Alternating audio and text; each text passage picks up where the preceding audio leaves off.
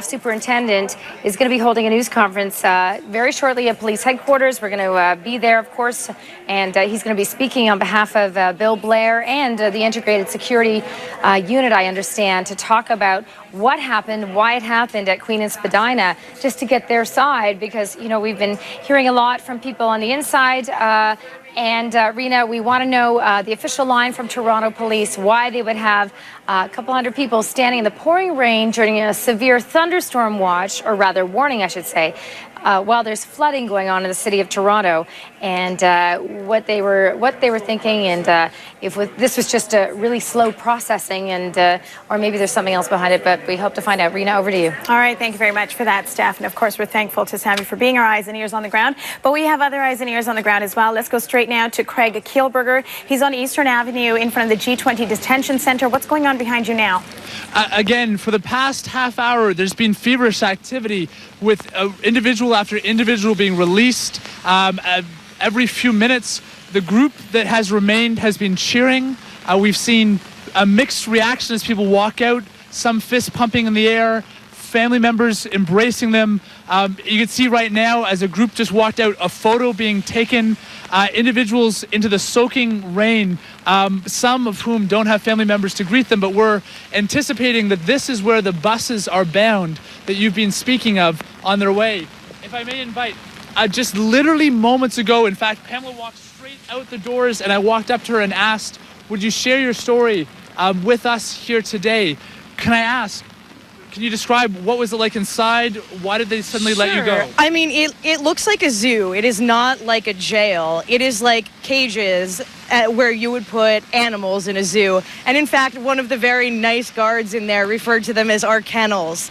It was particularly unpleasant to be a woman in there. There's no doors on the bathroom. There was about 40 of us in a cell at a time. There was a 17-year-old held by herself, which meant that since there was no door on the bathroom, she had to use a bathroom with no one blocking it in front of all the male guards going back and forth. It's not pretty in there at all. It's pretty much like being treated like an animal. Can you describe for us the process from when you first arrived, step by step through the processing? Well, I was there for about 24 hours for breach of peace. From what I understand, it's a pretty low-level offense. We were kept in a cell with about 40 women with our hands tied with zip ties, which were very tight and very constricting. And if we had to use the bathroom, we had to do so with zip ties on our hands like this. We were in there for several hours.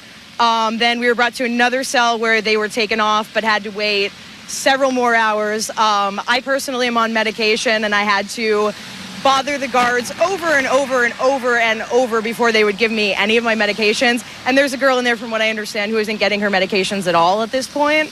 Finally, a few hours ago, we were able to speak to a lawyer, but we were held without being able to speak to a lawyer or make a phone call or anything for probably about 20 hours. So it was 20 hours in that you were first permitted to make that phone call, yeah. And you called legal aid at that point? No, I spoke to the lawyer who was in there because, from what I understand, the legal aid person was not picking up calls at that time.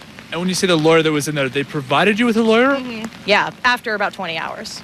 And when you spoke to the lawyer, what did he or she advise you of? She just told me I knew what I was being charged with. She told me what might happen and what the possibilities were, but that things should be probably fine. It was actually very reassuring to speak to her, because most of us had gone without speaking to anyone who could tell us what was going on for 20 solid hours.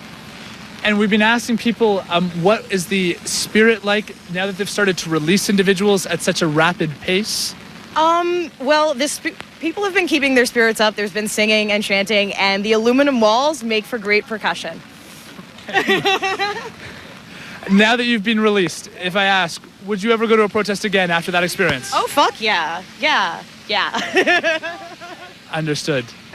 We are awaiting now the buses that you've heard from Queen and Spadina. We suspect that this is the destination where they're coming. Again, a rapid pace of individuals being released behind us. It's unclear the reason why, whether they've reached a 24-hour mark, whether they're making room, or a factor that we're not aware of. But there is a great deal of activity right now at the detention center. Back to you. All right, Craig, thank you so much for that.